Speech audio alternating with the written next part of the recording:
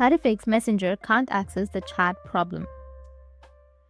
So if you want to fix the Messenger can't access your chat problem, then what you need to do is first make sure that you have a stable internet connection. After that, you need to open up your Play Store.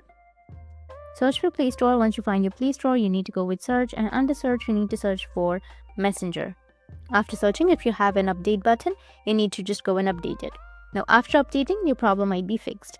If that doesn't fix your problem, then the next solution is you need to search for Messenger and then tap and hold on to your Messenger, and then you will find an option of app info.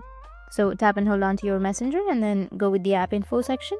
Once you're in your app info, you need to go with storage and cache, and under storage and cache, go with clear cache, which is on the right side.